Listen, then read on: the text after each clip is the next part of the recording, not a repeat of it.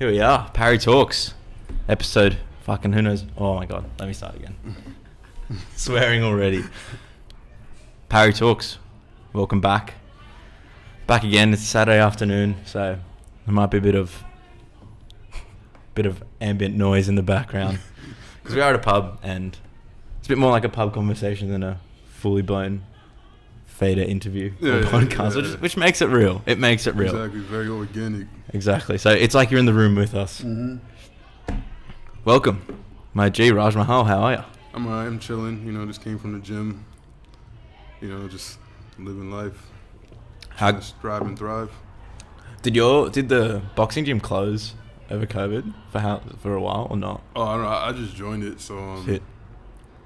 yeah, I didn't really ask those questions. I'm kind of just like, where do I sign up? When do y'all open? When do y'all When I start close? hitting people. Yeah, exactly.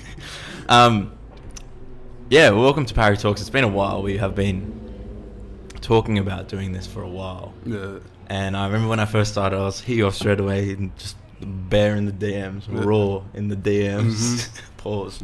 Raw in the DMs. And I was just like, dude, you got to come on Parry Talks. And then life sort of got in the way. It was a bit of a mess. But I feel like between now and then, I feel like I've learned so much as an interviewer, as a human, as just someone involved. So yeah. I'm glad that it's happening now because I think the end product will be so much stronger than 100%. if we did it over a year ago. I agree. Fuck yeah.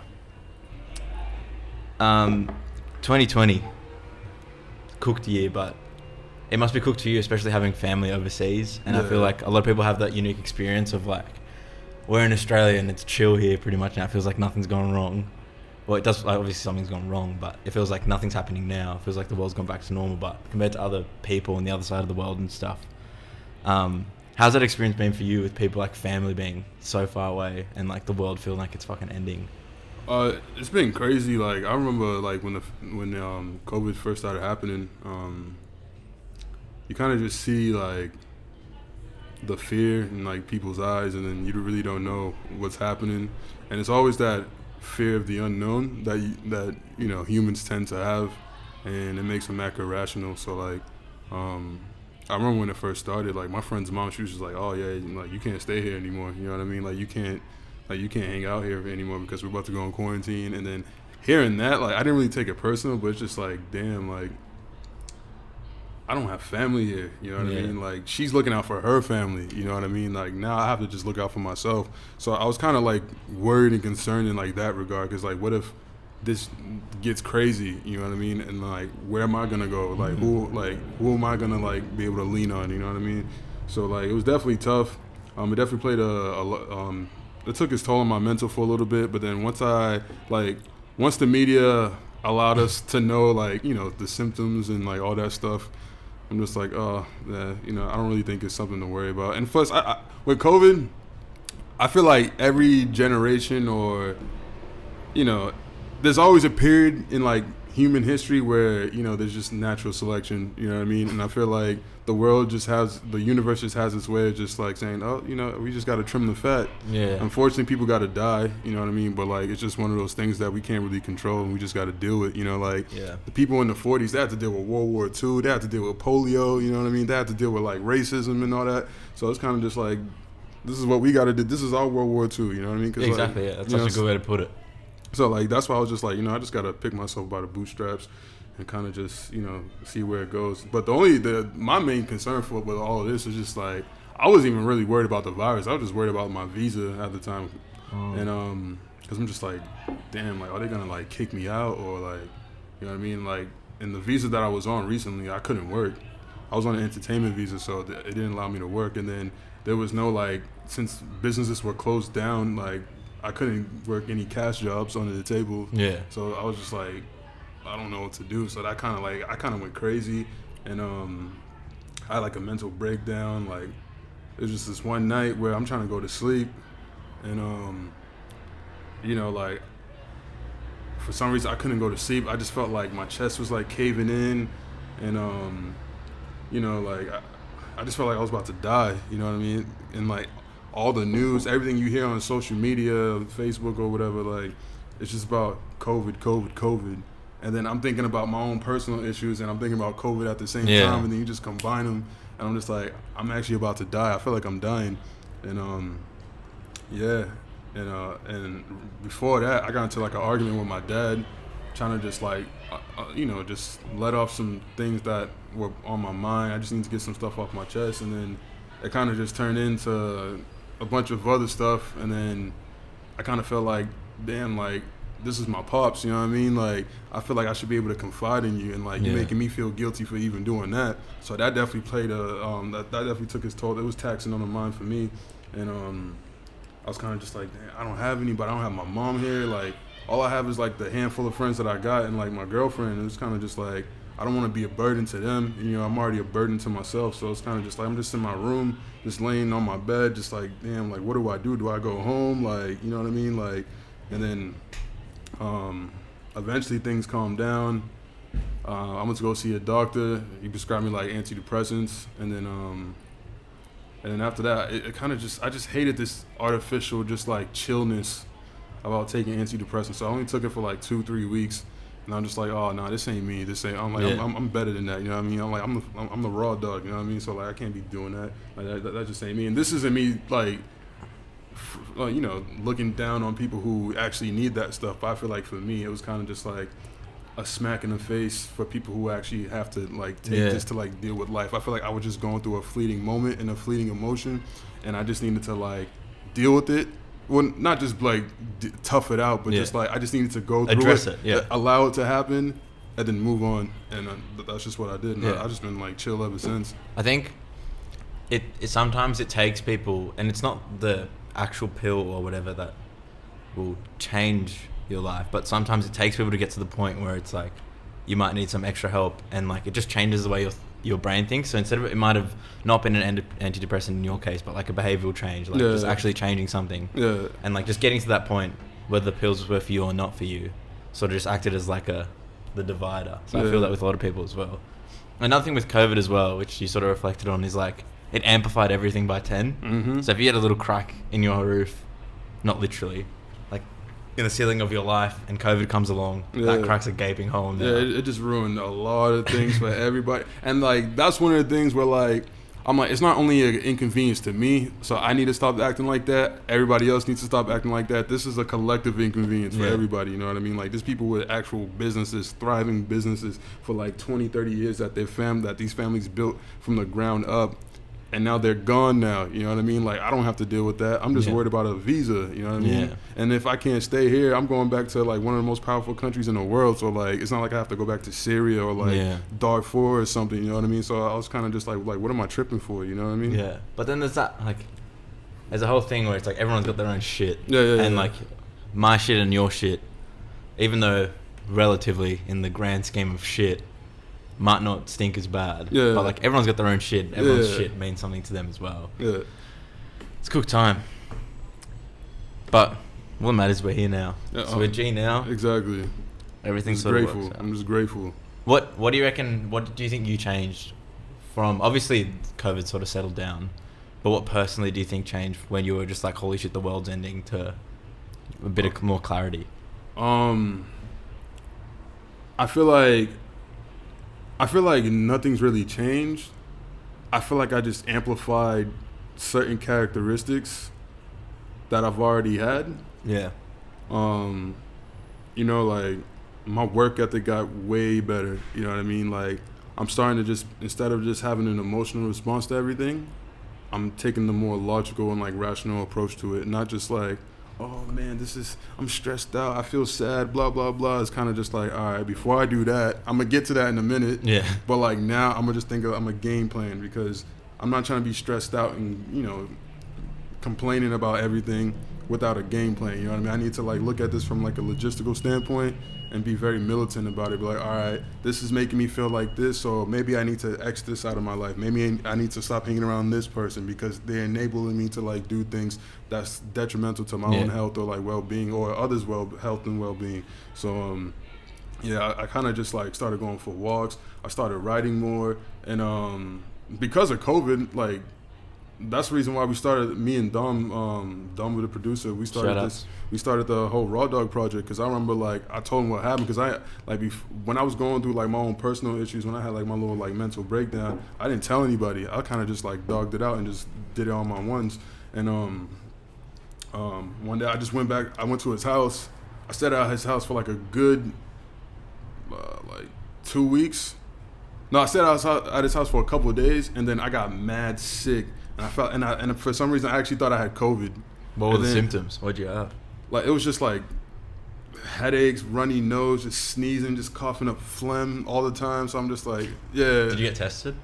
I didn't get tested. I just stayed in my room. And okay, fair. You just did it your own. Yeah. Like I just because I was afraid if I got tested and I was actually positive that I was gonna get sent back to America. Yeah. And then since I'm in a relationship, like a committed relationship, I was just like, hell no. Yeah, you know what I mean. But even though that was irresponsible for the greater good of. But if you just isolated for 2 weeks, yeah, then you did the right thing. Yeah, there were people walking around Melbourne, positive, knowing they were positive. Yeah, like.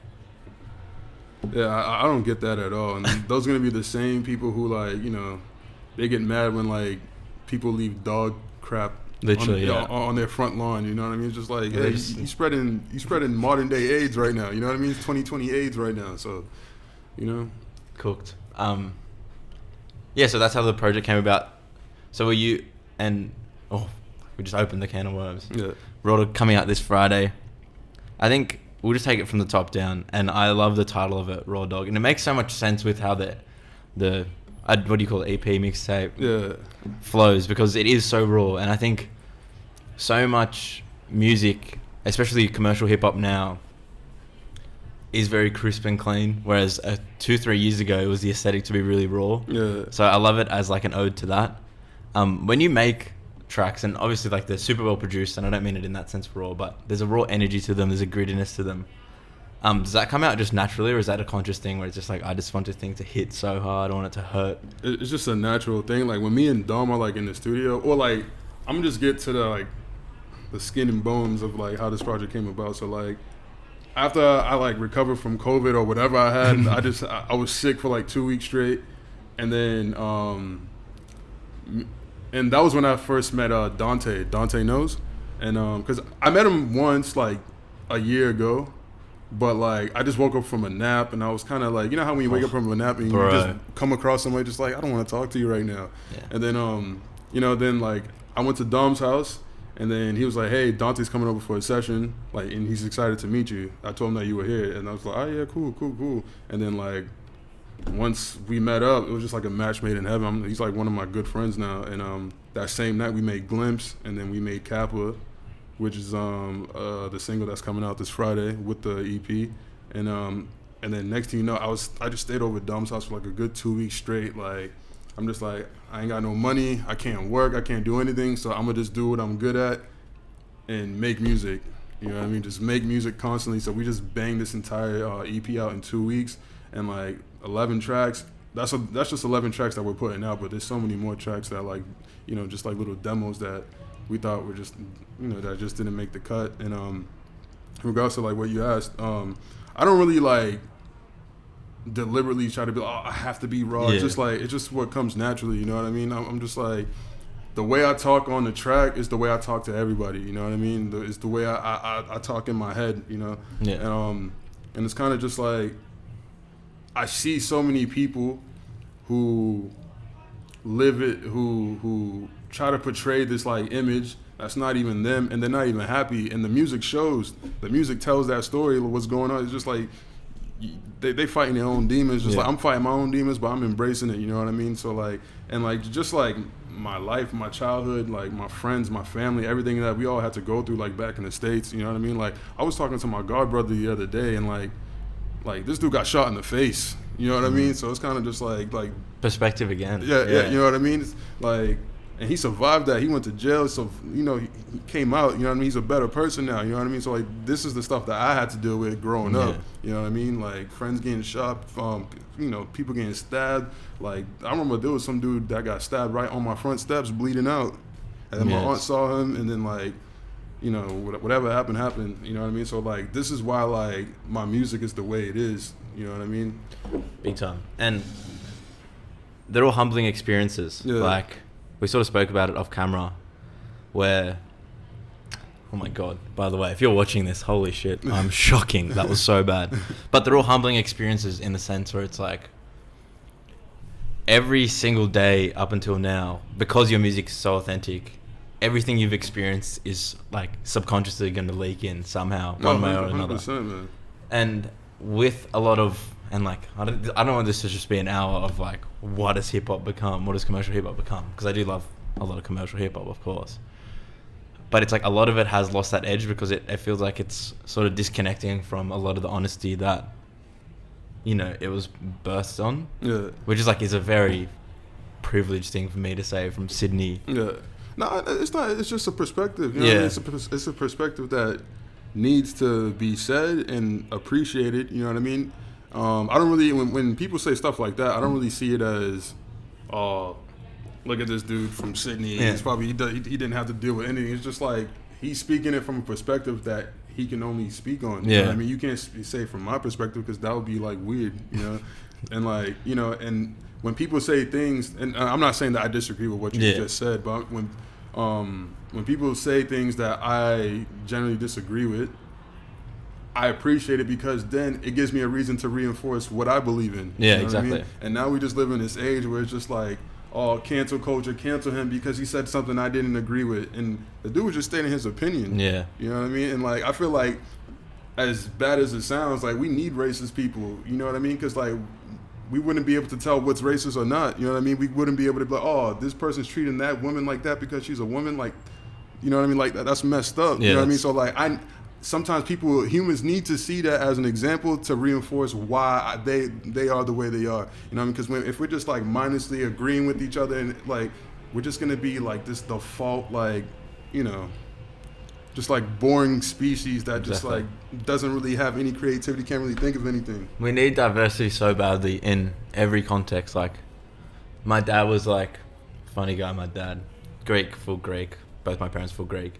He goes, mate, if I had to eat Greek food every day for the rest of my life, I wouldn't want to eat again. Like, I'd rather not eat because, and it's like, obviously food's a very simple example where it's like, you live in inner West Sydney, you go to Campsie, go to Belmore, it's just like diversity king.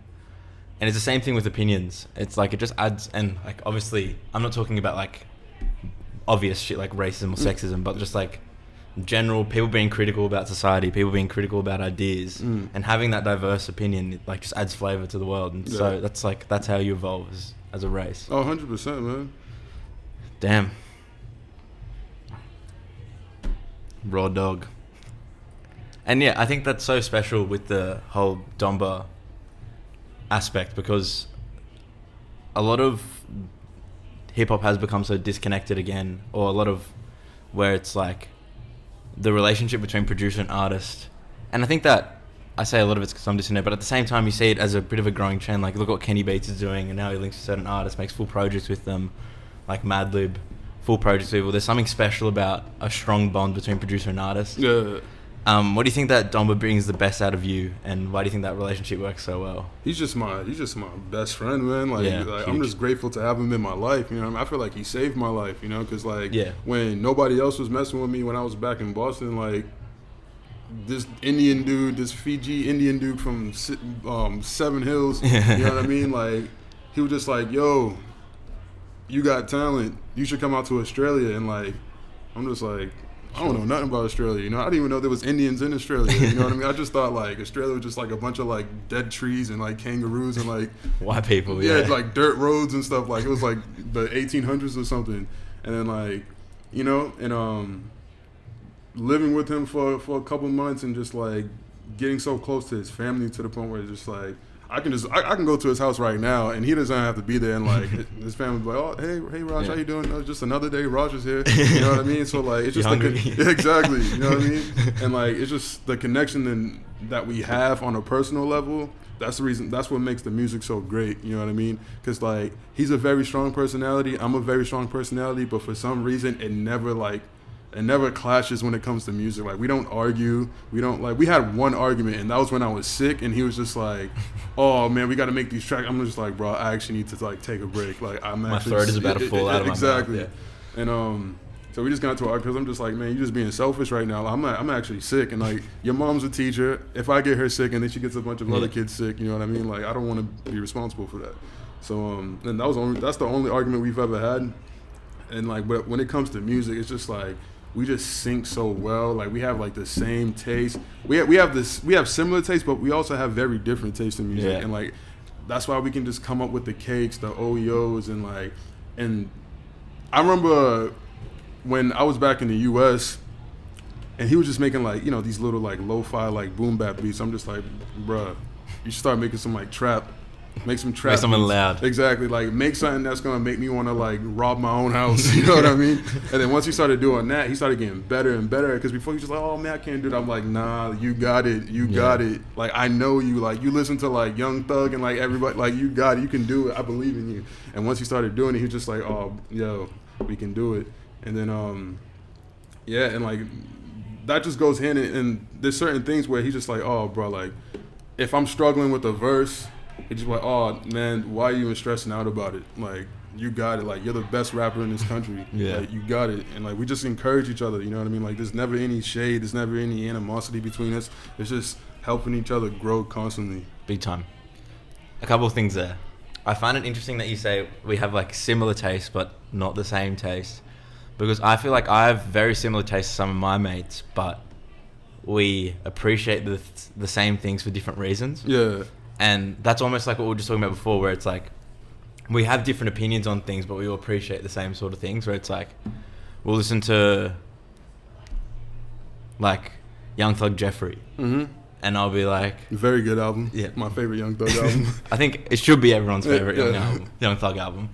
And I like it because, like, one person will have the opinion of, like, oh, it's just like his vocal inflection, vocal delivery is so infectious, it's so unique. And then he'll be like, no, it's just super catchy, the beats are crazy. And when, like, you come at from, like, all these angles of appreciation, that's when, like, that's where the golden part is. So I think that's super interesting. And I think as well, I don't know if you reflect on this, and I'll ask you now, I think it's super hard to find friends in similar creative industries.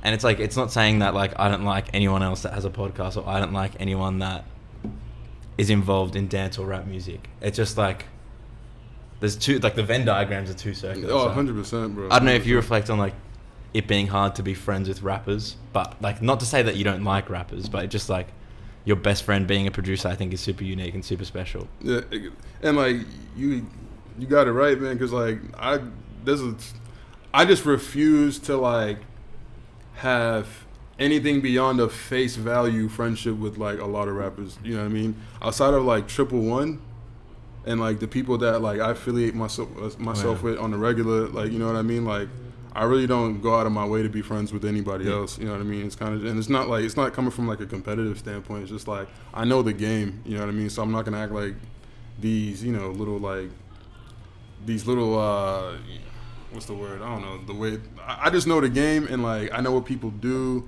Clout chasing. Yeah, exactly. And just, like, I'm just not interested in it. You know, I'm 25 years old, man. So it's kind of just like all this, like, little kid stuff. I feel like the music industry is just like a reincarnation of everybody's high school experience. You know what I mean? I'm so glad you said that. Because it's just like, man, the things that I see, and, like, that's the reason why I'm such a go to work and go straight home type of person now. Because it's just like, I've seen so much stuff. I've seen so many people, like, just, like, sacrifice their integrity, their self-respect for, like, big time, a friendship that's gonna last no longer than, like, a year. You know what I mean? It's just like, bro, like, these people ain't really worth it. You know what I mean? And, like, obviously, like, from a business standpoint, there's a lot that you can gain from it. But, like, I'm more about, you know, watering my soul. But there's a difference as well between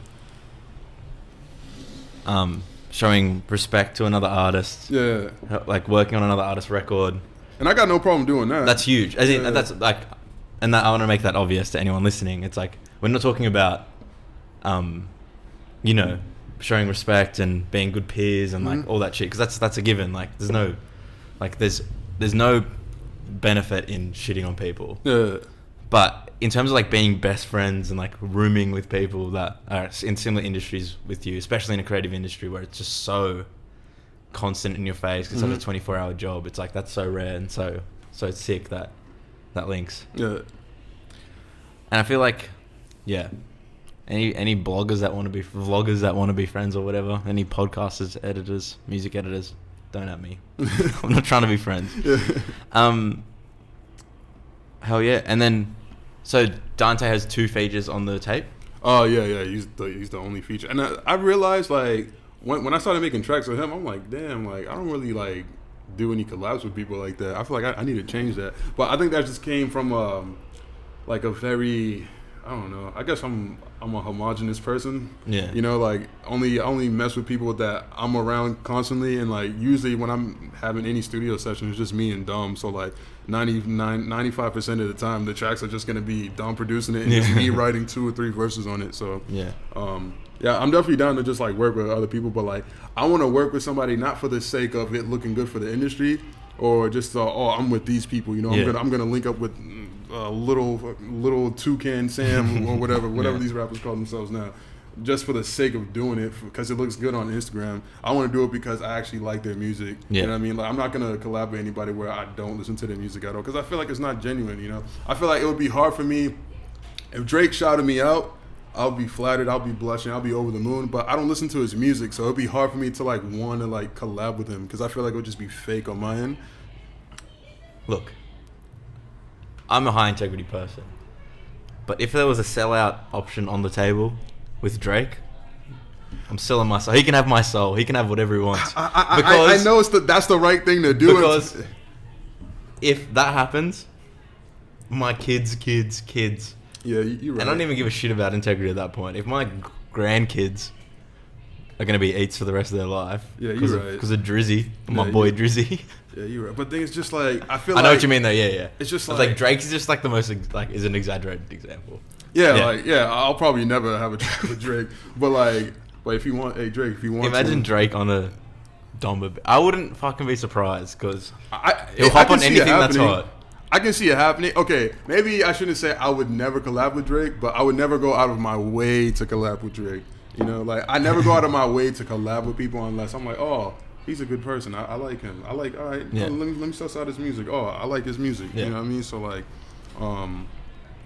yeah, that's my take on that. What about? All right, well, we're here now. What 2020? Have you been listening to much music in this year? Because I know people have been like just falling off the face of the earth. What are you talking about? Like Australian artists or just like in general? Global. Oh yeah, I did nothing but listen to music. Like I've been listening to a lot of because I'm a huge Bones fan. Yeah. And he inspires a lot of my music. But then I started like drifting away because like I got tired of listening to like a bunch of like sad boy music. Yeah. You know what I mean? I need to like uplift my mood. So I just been like listening to like a lot of like I've been listening to Waka Flocka's first album. A lot recently. I've been listening to like a lot of like techno music, and I've been in the talks with like one of my friends on making like a little techno EP. I want to get into that, but just like producer. I'm not gonna be rapping over techno beats or anything like that. Like that'll be weird.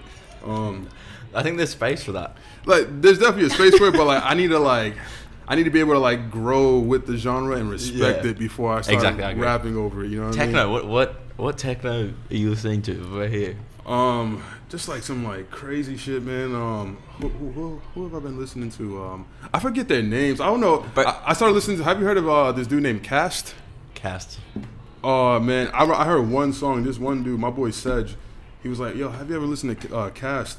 Kasst?"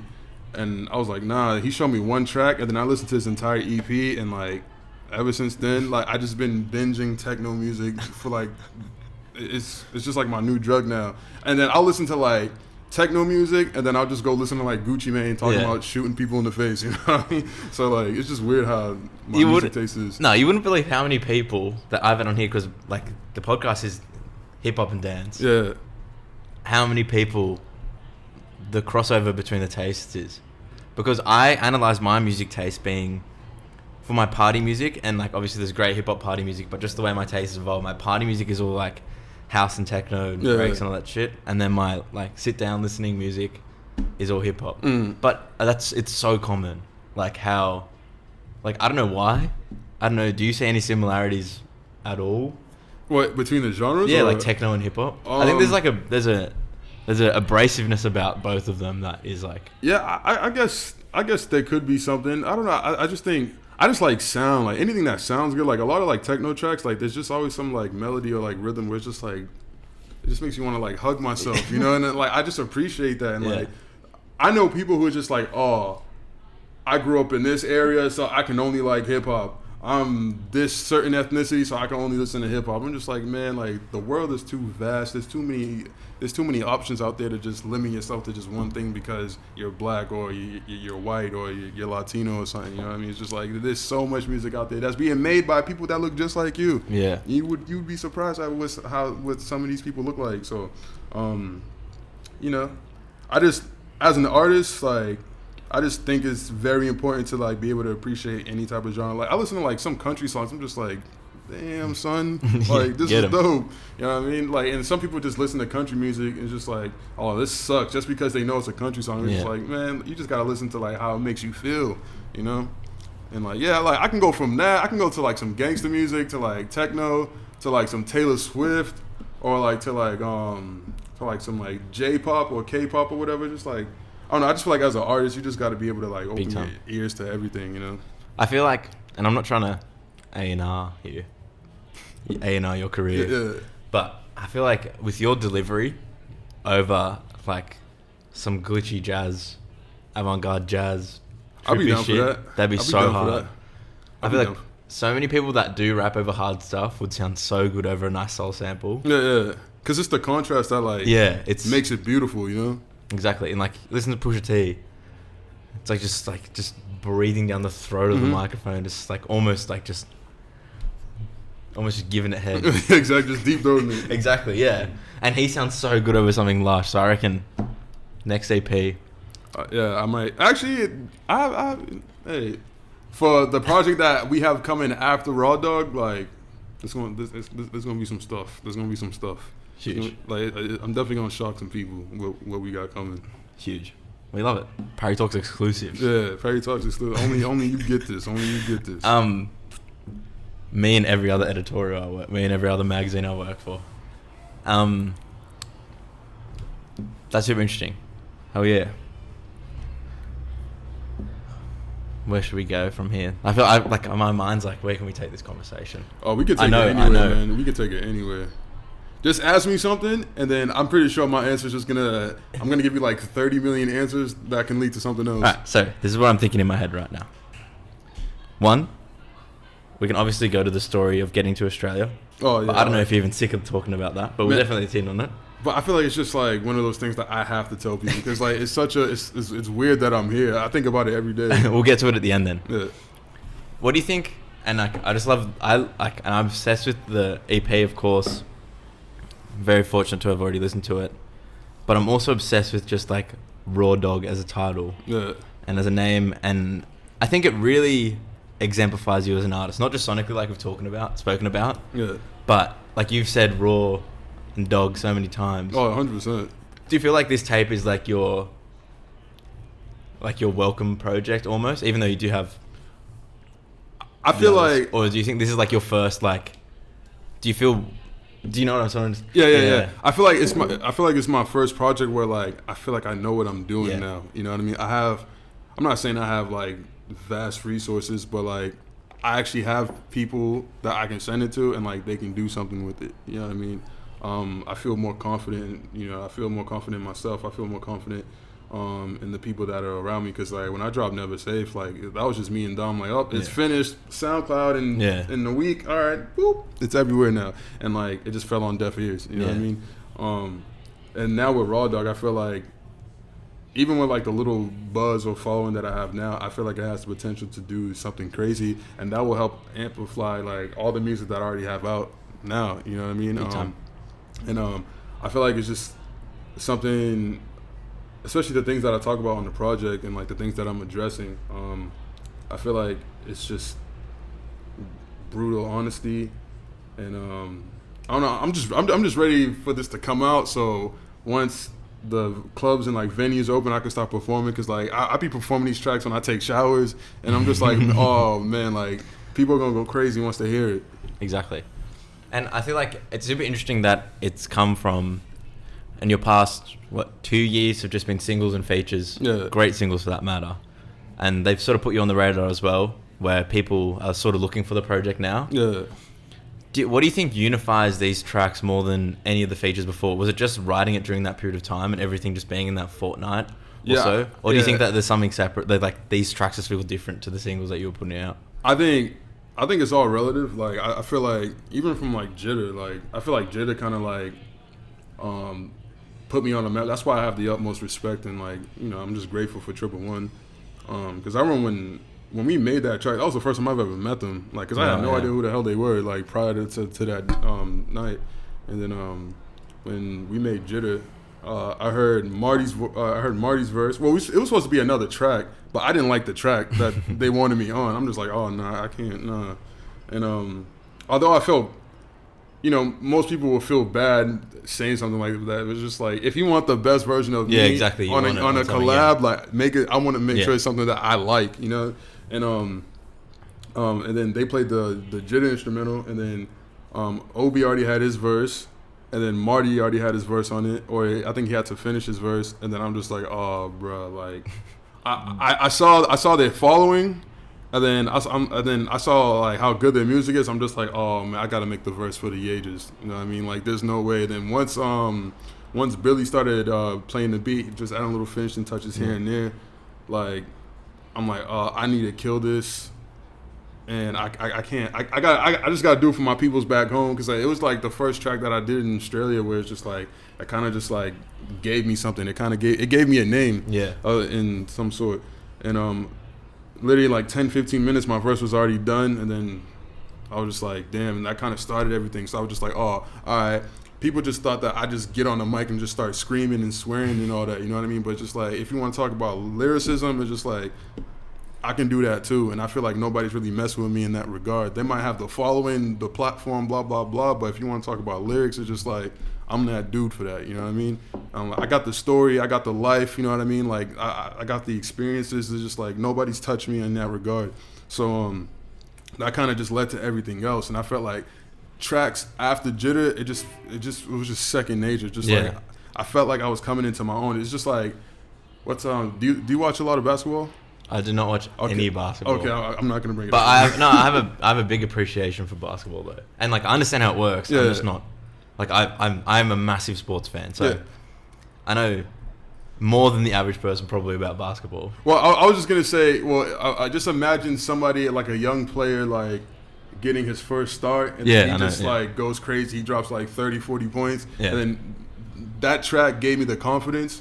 Like, you can do it. Yeah, like I can do it, and like I know people are gonna like it. So like now every track I approach is just like, I'm not gonna go up there and just say anything and expect people to like it.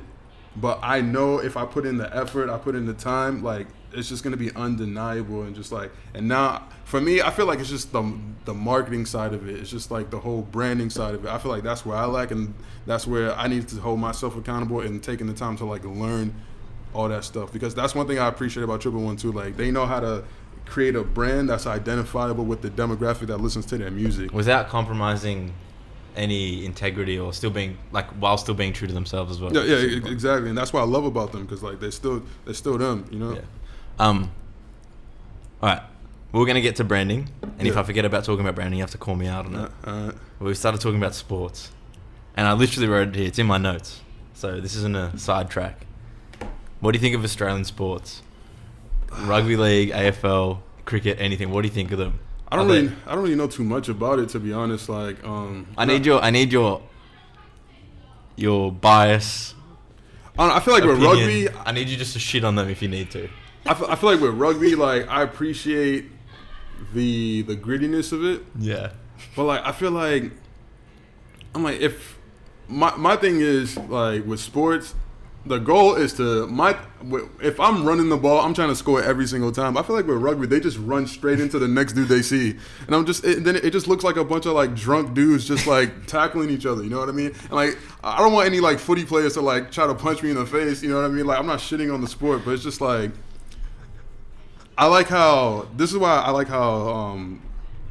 love American football so much, because like it's a very complicated sport and it's very tactical. You know, certain people have specific tasks that they need to do in order for the team to win. And I feel like it's just like, oh, I'm walking this way. Oh, the ball just happens to be in my hand. Now I got to run into this 6'5" like Tongan dude that's gonna like knock my shit out. You know what I mean? So it's just like, I don't know. It's just I appreciate because I went to the All Blacks and Wallabies game like a couple weeks ago. Yeah. And Australia, they just got smacked around. It's just like, man, why y'all just running into like juke somebody, spin? You know what I mean? Like do something, man. But like, you know, I appreciate it. I don't hate on it. I know it's not an easy sport because I know if I try to do it, it's just like, you know, it's just a different skill set to what I'm used to.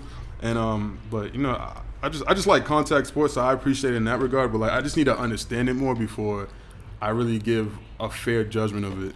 I feel like you'd appreciate rugby league more in that case. Yeah. Because like rugby, well, I feel like it's to me from the outside looking in, it just looks like the same sport to me. I don't really know too much about either. But if you're gonna try, and I'm gonna get shit for this as well.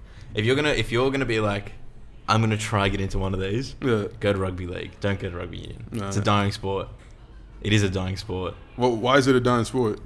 It just hasn't evolved. If you look at like rugby league is way faster, way more attacking. It's less just like what is going on. It makes sense, and it's just like way faster, less stoppages. It's like let's just go. Like it's just and it's just way easier to watch from a neutral perspective. But yeah, if you're gonna get into one, go rugby league. But if you want to get into Australian cricket culture, Australian sports culture, you have to enjoy cricket. That's like number one, which is like the hardest shit in the world to do. Yeah, I don't know. I just can't get into cricket. I don't understand it. It just looks like.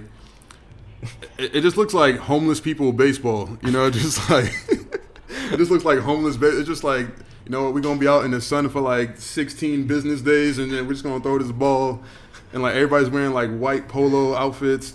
It's just like I don't know. I just can't. I just don't understand. That's the thing. Like I don't understand the sport, so I feel like my assessment of it is just not fair. You know? There's a beauty in people talking about things they know nothing about, though. Yeah. But I don't know. I feel like cricket is like Australia's NASCAR. Cause I don't know. I like that. Because I don't know why people just sit there and like watch traffic just go in circles. But this thing, cricket culture isn't toxic. A lot of NASCAR culture is toxic. Oh yes, yeah. Okay, I don't know too much about cricket, but yeah, NASCAR culture can be toxic, you know. But I just feel like it's just the demographic that it caters to. You know, what I mean? It's just like a bunch of like hillbilly rednecks in the South. So it's just like that's what you're gonna expect. Yeah, true. You know what I mean? So if you watch the NBA, you're gonna see a lot of like black people with like dreadlocks and like braids and stuff. You know, that's just what you gotta expect. So like, you know. But with cricket, it's just like I really don't know what to expect. I don't know the sport. Like growing up, like when I played like little league football, there was just all these like Jamaican dudes because since the British colonized like a lot of the Caribbean, like my parents are Caribbean, so they kind of just brought all the sports and like, you know, all the customs to these countries. So like I grew up around cricket, but like I just thought it was just a dumb sport. Yeah, I fucking love cricket. Well, like, and I don't take offense though. I don't take offense at all. I don't think anyone listening is gonna take offense because I think everyone that watches cricket knows if you're watching it from another country, it's like, what the fuck is going on? It's definitely a sport. If I didn't grow up with it, like in amongst it, there's no chance I'd enjoy it as much as I do now. See, that's the thing. That's why like I need to, because I plan on living in Australia. Like Australia is like my home country now. Like I feel like I just need to get them. I feel like I need to watch it drunk. And like get watching it, that'll make it worse. Really, you won't enjoy it. You're gonna be like, "There's nothing happening." But if you watch rugby league drunk and people start smacking each other, that's. But like that's just like it's just constant, just like caveman, like Neanderthal, just like contact. You know what I mean? But like with cricket, it's just like I don't know, man. But like, if you enjoyed cricket, you'd enjoy it for the same reasons you like American football. Or I could just call it American football, but it's the widest shit ever. But yeah, but like there's so much to cricket where like if I watch what even gridiron? Yeah, well, or is that, we just call it football. If I watch football, football. If I watch football, I love it. I appreciate it for the same reason that I appreciate cricket, where it's like I've got no idea what's going on, but I know every step someone takes. Every position everyone's in is for a very valid reason. Same thing with cricket. I need to have that same approach for like footy and like cricket. You know what I No, mean? not. I don't know the positions. I don't know the people's names. You know what I mean? See, that's the reason why You need a mentor. Yeah, exactly. I need somebody who's gonna like sit me down and be like, "Hey, Raj, that's Brad." I don't know. I love how Brad was the first quintessential Australian name, Brad. Mate, I got you. Next time there's cricket on. Yeah. Just let me know. I'll pull up. We can watch it I'll together. bring a clipboard, yeah. Yeah, exactly. Oh shit. Let's get back to it. All right. And you spoke about Australia being like your home now, and you see it as being your home for the future as well. What about Sydney, do you think? And like I'm super interested to hear this from an outsider's perspective, but you're well and truly an insider. But what do you think about Sydney is so welcoming? What do you think is so homely about Sydney on being on this side of the world? It's not really like the welcoming aspect of it. I just think of it from like a practical, like if I'm gonna like have kids and raise a family here, like or anywhere, like I feel like somewhere with that offers, you know, free healthcare. You know what I mean? It's just the practicality of Australia. That's what, you know, because I'm thinking for the future now. I feel like I'm at that age where it's just like, man, you know, like.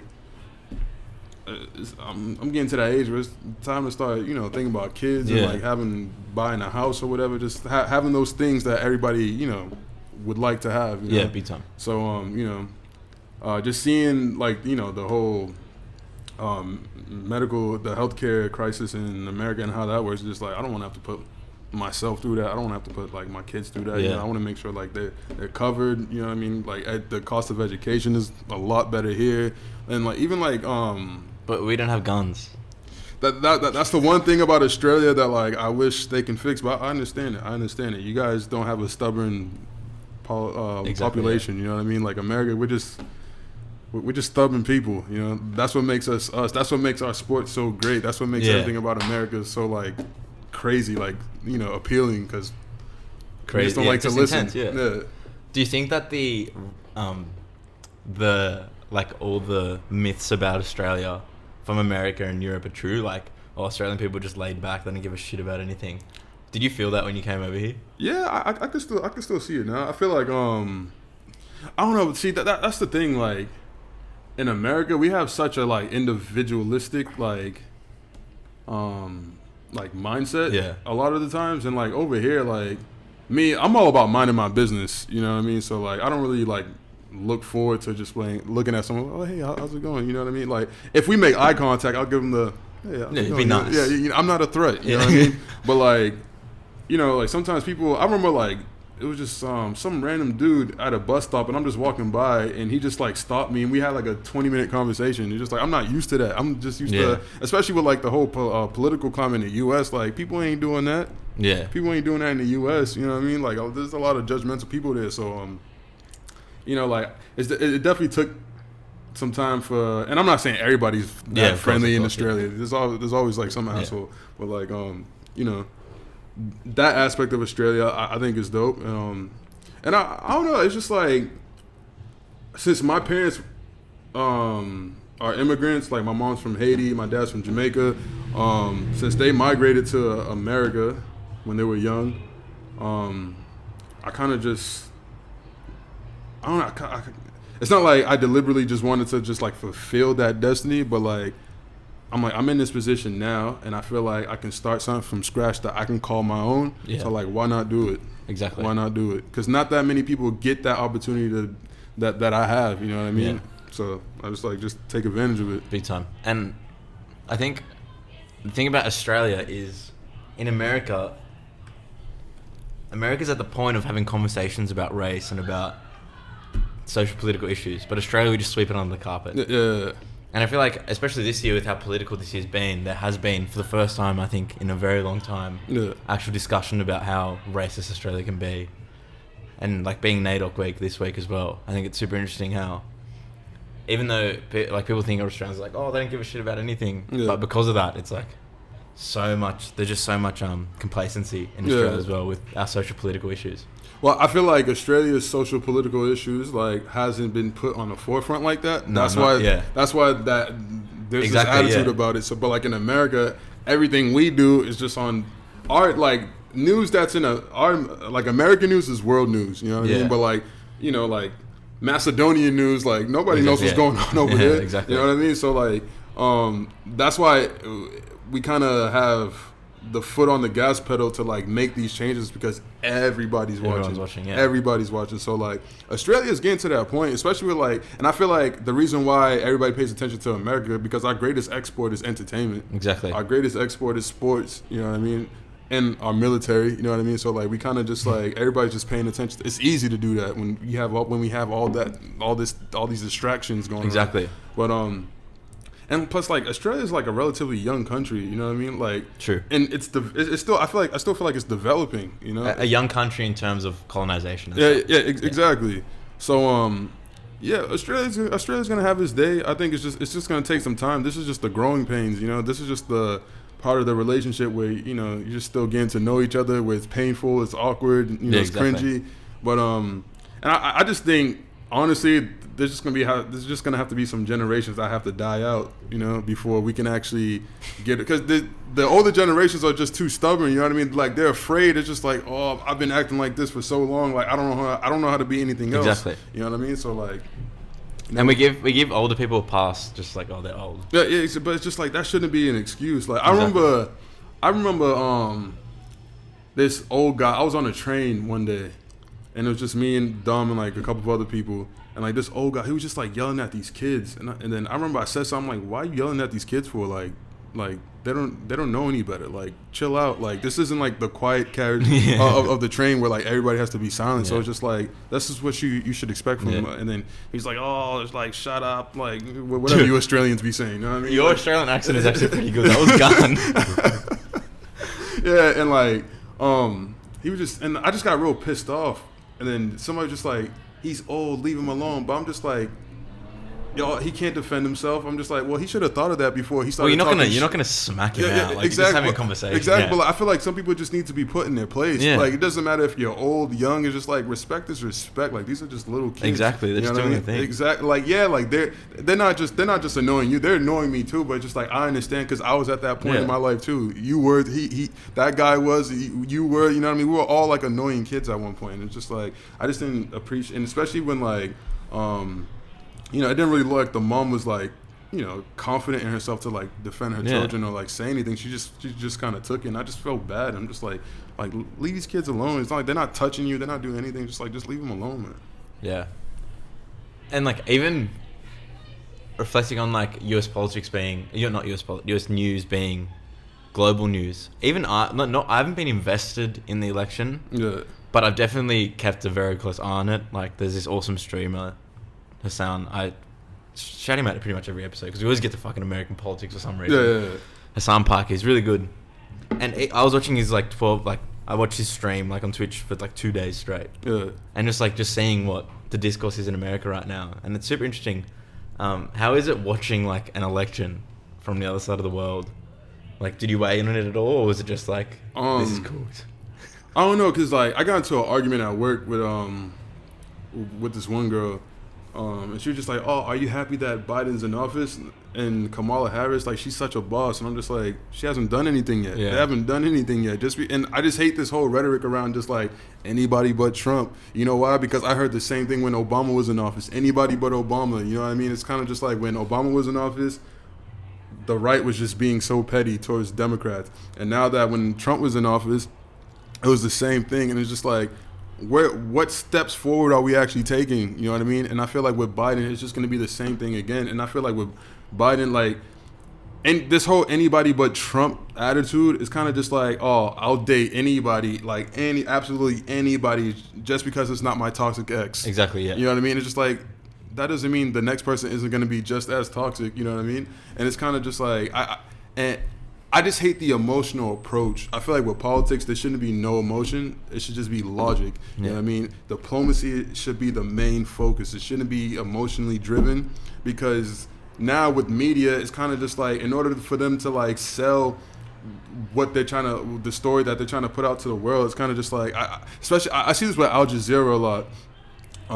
Whenever I get like a notification on my phone, it's always just like, black man shot 29 times, blah, blah, blah. And it's just like, why do you have to say, like, why do you have to mention the fact that he's black? You know what I mean? It's kind of just like, what, do you just say that? Do you use like these explosive words to like Definitely. 'Cause gauge it helps their revenue margins. Yeah, but it's just like, I feel like it just takes away from the actual story. Yeah. It takes away from that person's humanity. You know what I mean? Say his name. You know what I mean? Like, acknowledge him as a human being, not just as like an ethnicity. Yeah. You know what I mean? And I feel like that's what the Democrats and I hope people will listen to this. This doesn't mean I support Trump or voted for Trump, but like, I'm just looking at it. I'm not looking at it from, oh, I'm Democrat, I'm Republican, I'm Libertarian or whatever. I'm just looking at it as, I just want the best for my country. Exactly. I just want the best for my country. And do I think Trump was the best person?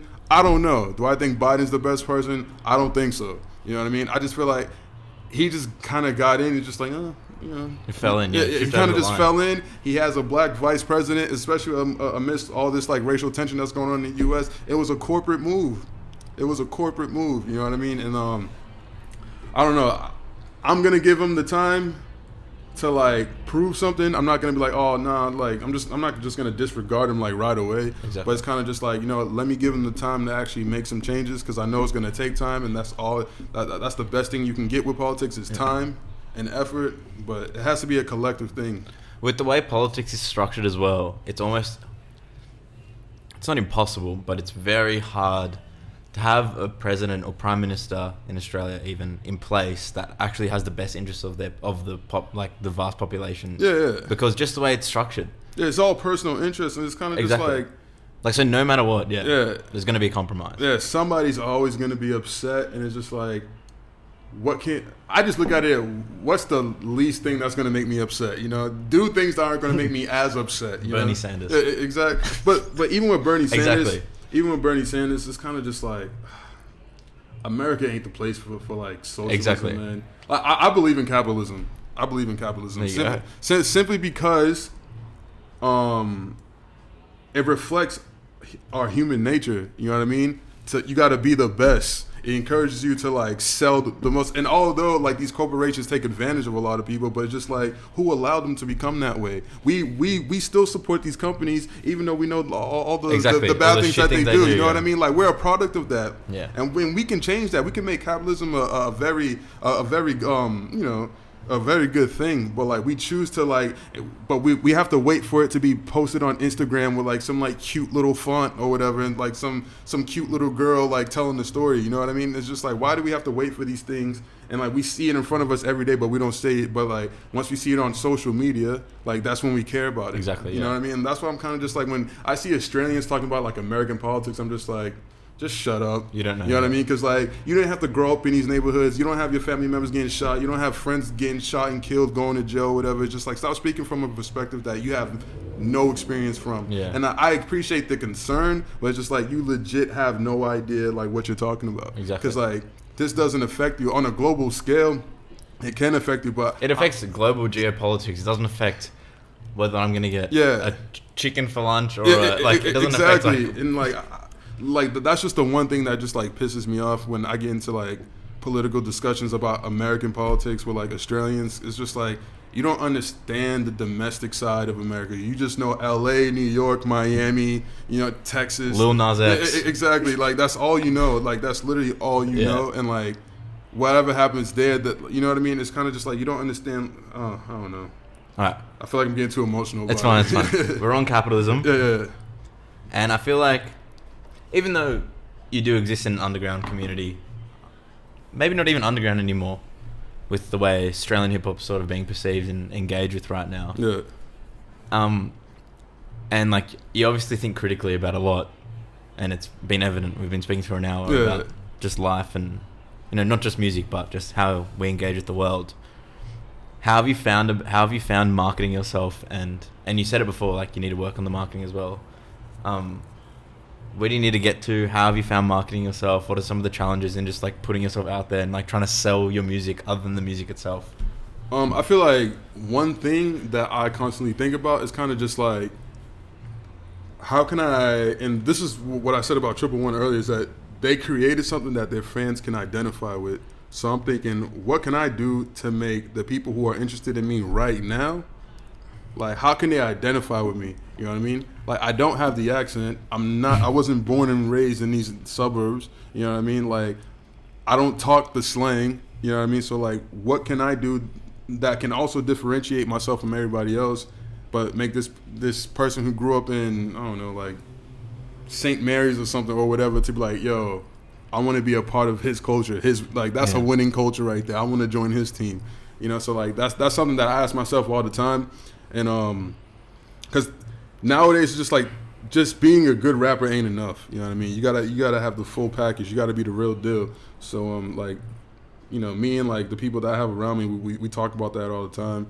But there's just so many variables that go into like making music, and the people who aren't affiliated or have any ins and outs about the music industry itself, particularly in like Australia, like they just think, oh, you just release a song, it gets on the Spotify playlist, Triple J plays it like once at like 3 a.m. Like, oh, you're living, you know, you're living. It's just like, nah, I mean, there's so much more, and like I want so much more from this, but it's just like it's a constant game of chess that I'm just trying to learn.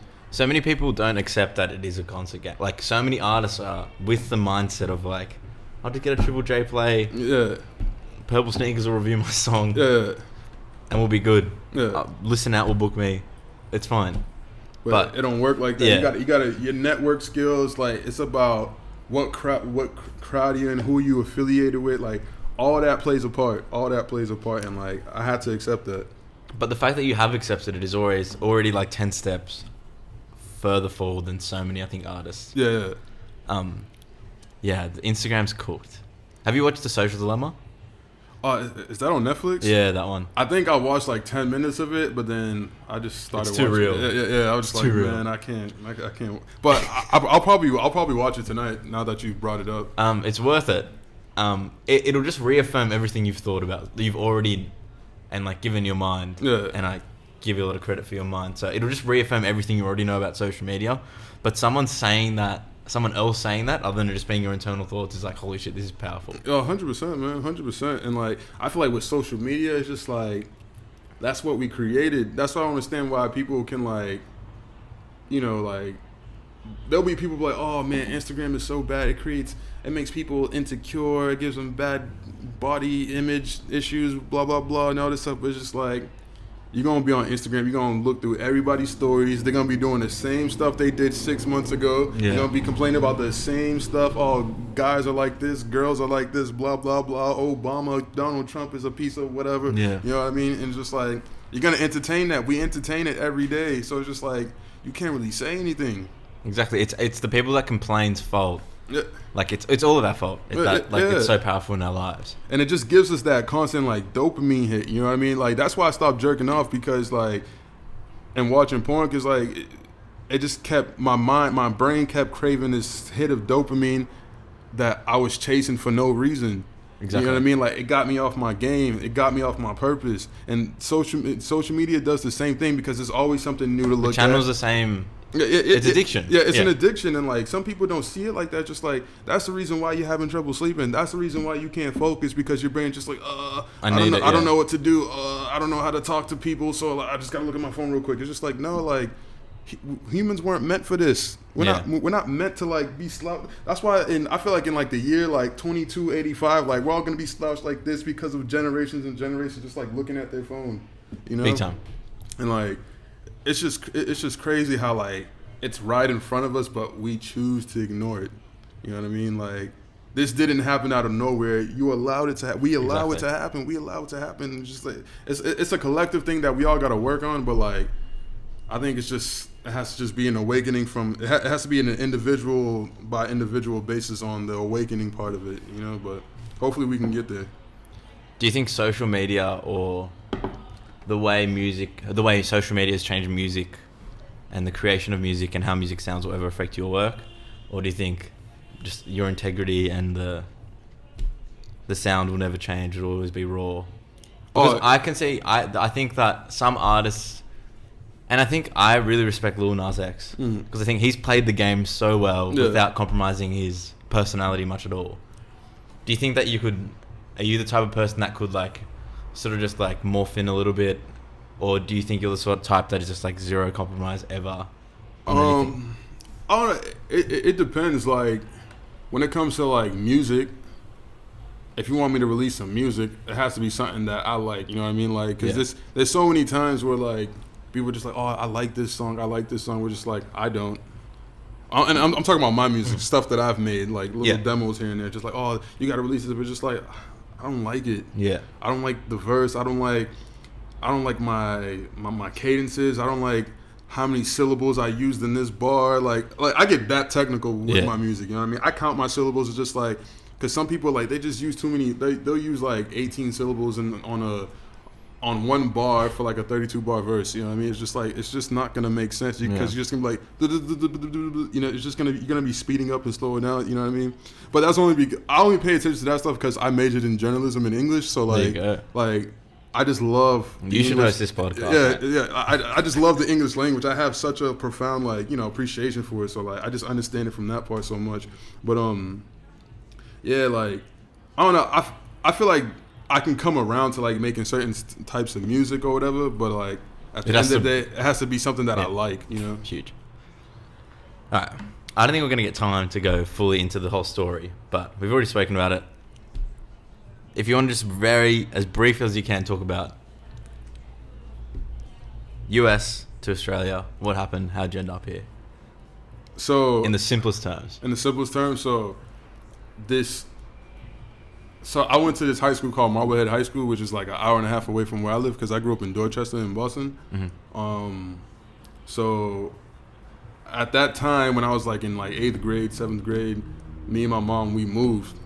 So once we moved, that kind of just messed up everything financial for us. So like, and I got accepted to like all the exam schools, but like, all these schools were like 15, 20K a year just for high school. Jesus. You know what I mean? So like, I was gonna go there, play football, get my little football scholarship, and go to NFL, and like, you know, life is good. Exactly. But that didn't happen. But so me at that young age, I understood what I had to sacrifice. I had to sacrifice, you know, getting a pristine education and you know, a good training.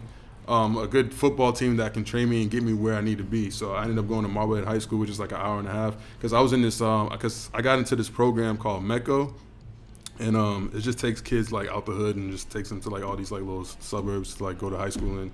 But the thing is, like, they claim that it's for the sake of diversity, but like these schools just gets like, all these schools get grants for having like they get grants for having a certain amount of black kids at their school. So like, you know, it's not really genuine at all. They just want the money. So when I started going to Marblehead High School, I made my group of friends, and then there was this one kid named Natty who went to like St. John's Prep, which is in Danvers, which is like, I don't know, 15, 20 minutes away from Marblehead, but he lived in Marblehead, so he knew all my friends, and I became really good friends with him too. So he ended up going to like the University of Michigan with some dude who went to Castle Hill High School. There you go. And then after we all graduated high school, and then it was like our first time like meeting up again, my boy Natty, he was like, yo, I have a friend from Australia who I want you to meet. I think you'll like him. There you go. So, you know, I take my black ass all the way out to Marblehead just to go hang out with this dude. Yeah. And then that's when he was like, oh yeah, I heard you rap. But at that time, like, I was still playing football. And then I was in the works of like playing college football, so like I was about to get accepted to another school, to a college, because at that time I took my gap year so I can like work and like figure myself out, because previously I got kicked out of a boarding school for like only football players, and then I got kicked out for like financial reasons and a bunch of other stuff like fights and all that stuff, and and then once that happened, he told me to send this dude a friend request that makes beats, and then he sends me to do his profile, and it's dumb. There you go. Holy shit. So I added Dumba. This is like 2014, so I'm like 19 at the time. And then I had Dumba on Facebook, and he's like, yo, like, what's up? Like, Nick told me about you. I'm like, oh yeah, blah blah blah. And then that same night, Dumb sends me a free beat. So I'm like, oh, I gotta record to this. Yeah. But I didn't really think anything of it, because at this, I'm still in football player mode. I'm about to go to college. I'm about to play college football.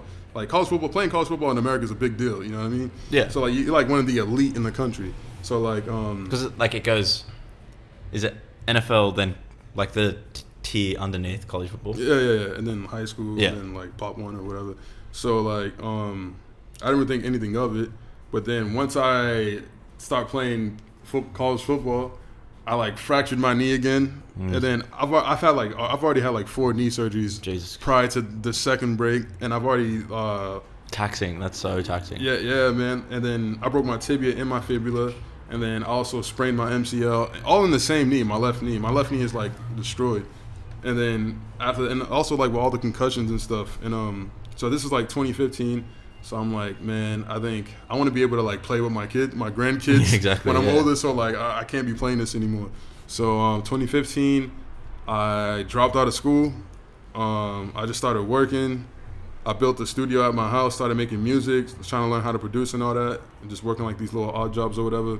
And then I remember 2016, Don was like, yo, you need to come out to Australia. I'm like, I know nothing about Australia. Like, and at this time, I moved out of home. When I was like 19, 20. Yeah. So like, I'm living in this apartment, like a couple roommates or whatever. So, yeah, Don was like, yo, you should come out here. And then I'm like, all right, whatever. So I did what I had to do to save up some money to just so I can have some spending money out here. And then he was like, yeah, come out here. So I came out here December 3rd, 2016. I stayed until January 27th, 2017. And then the best time of year in Australia. Yeah, exactly. And it was fun. And then during that time, we made my first EP, Too Rare to Die. And then then I came back to America, and then he was like, yo, bro, you got to come back. Because that's when we realized, like, bro, like, I love this dude. Like, he's my best friend. He's like he's one of my closest friends. So I came back for a second time for a couple months, went back to America in June, and then I was like, yo, then this is still 2017, so I was just like, yo, so I went to Australia 3 times in 1 year. There you go. And then I finally came back September 2017, and then I've been here ever since. Huge. Yeah. What a story. It's actually so incredible. Yeah, man. And reflecting on that as well, if you told me 3 years ago or 4 years ago that someone, and you're from Australia, so like as in, when I say this, I mean that someone from Australia would be making music like you, or Triple One would be making music like they do, or literally anyone in Australia in the emerging, like even 1-4 HP boys would be making music like they do now, where it's like globally influenced and, you know, like not what Australian hip hop used to be. I'd be like, you're wrong. I will never listen to Australian hip hop. What are you on about? Yeah. And then now I have a podcast about, like, literally about Australian hip hop and Australian dance music. How do you think that Australia's been receptive to your sound or your, you know, culture influence? Do you think that the Australian market's sort of accepted you, or do you think that there's still a bit of disconnect for your brand and for your music? I still feel like there's a bit of disconnect, because I feel like the things I talk about, like, and plus, like, and like I said before, like, I didn't give anything. I didn't really do a good job at giving people who would like to give me a chance, like to give my music a chance. I didn't give them a chance to have something that they can identify with. You know what I mean? So, like, I feel like once I do that, like, with 1-4, like, they do a good job with the whole, like, street side of, like, Sydney. And, like, there's so many impressionable people out there who want to, like, be a thug and, like, be a driller or whatever. So, like, they got that demographic on lock. Exactly, yeah. You know what I mean? Triple One, like, they got the demographic that just wants to party, have a good time, and, like, cry, listen to emo music. They already got that on lock. So it's just, like, who should I attack? You know what I mean? Because, like I said, like, I'm not from here. I wasn't born here. I'm not chilling around, like, these areas that people can see me at all the time. You know what I mean? Like, I didn't go to high school with any of these people. So, like, how can they vouch for me? You know what I mean? So, like, and then I just wanted to be able to, like, cultivate something that I can call my own, like my own little fan base, my own little foundational piece that I can take to the top with me. You know what I mean?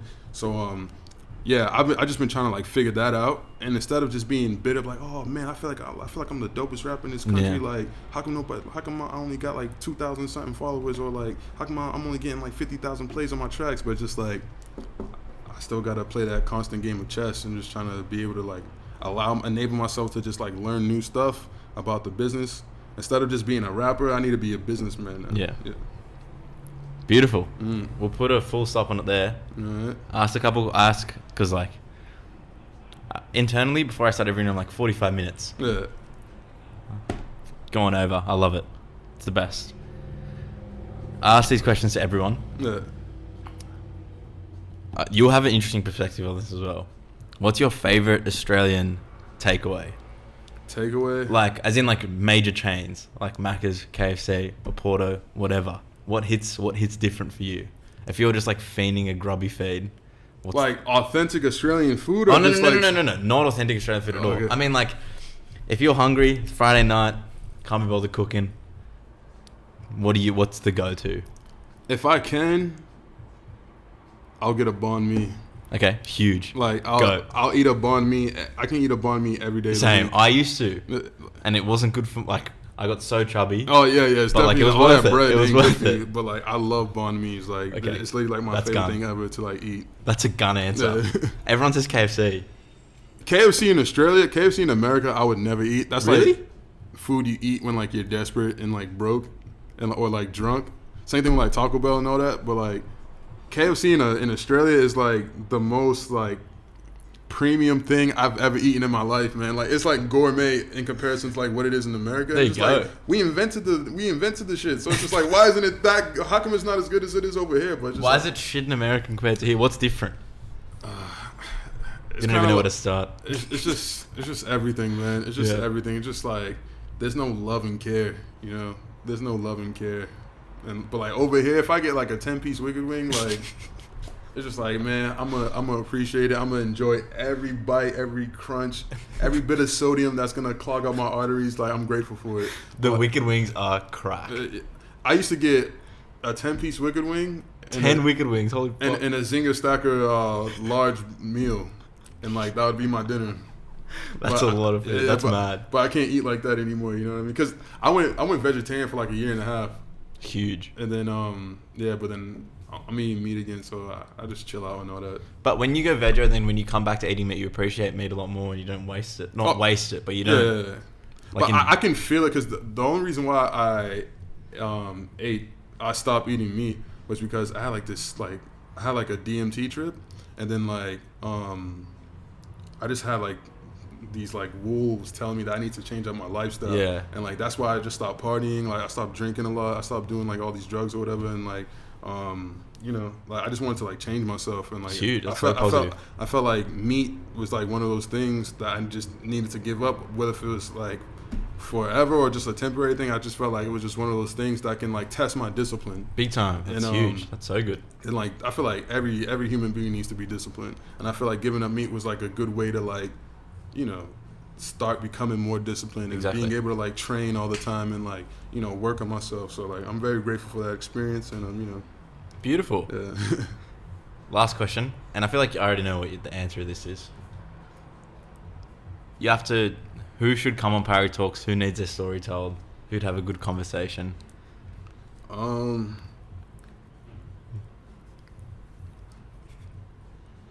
want to say I have two people. You can say two. You can say.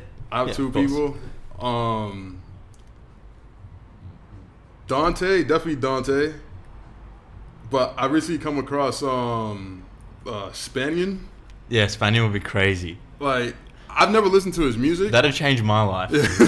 I've never listened to his music, but because you know how on YouTube like you just get like these random Yeah, videos yeah. on your feed, and then one video I watched was Spanian like punching some crackhead in the face, or like fighting some dude. I'm just like, oh, who is this dude? Then I just looked up a couple more of his videos. I'm just like, He knows how to tell a story, Exactly. man. I'm like, there's something about him, and I feel like he'll be able to tell a good story. I feel like he'll be able to tell a good story. He's from these ends as well. I know that's why I said it. So you know, hopefully he comes through. And Dombra as well. That's inevitable though. Oh yeah, you definitely got to do Dama, but like Dom is just he's a homebody, you know what I mean? So like I have to like I'll convince him to come out here and do an interview.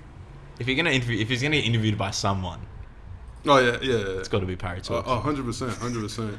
Like that'll be part of his contract. You can't interview with anybody else. On the RAW DAWG contract. Exactly. You can't be my producer if you don't get an interview with Parry Talks. Like friendship ended. Dude, thank you for coming on. That was epic. Oh, thank you. Come back whenever you need to. Whenever you need to get some shit off your chest, always welcome back. Oh, same man. You can hit me up whenever. Parry Talks, thanks for listening. I do this a bit of a tradition with every episode, but because of COVID, sort of ruins it. Raj Mahal shows in the future. Ever catch me at a Raj... Well, you will catch me at a Raj Mahal show, but if you see me in the crowd, find me at the bar, and you come up and say, bro, Parry Talks, listen to that interview, I'll get you a drink. And if you don't drink, I'll get you a Pepsi Max. Anyway. Or a Mountain Dew. Nah. Pepsi Max. Alright, we're not done yet. What's your favorite soft drink? If you drink soft, I don't drink soft drink. I don't drink it either. But if I have a soft drink, It's a Pepsi Max. The only time I ever drink like soda or whatever is just like if I'm drinking like rum or something. Like it's just like Coke and rum. But other than that, I just stay away from it. I don't really, outside of like beer. Like I don't like carbonation. True, Like same. it. Yeah, fuck some. Anyway. Parry Talks. Thanks for listening, guys. Yeah, Woo! Thank you.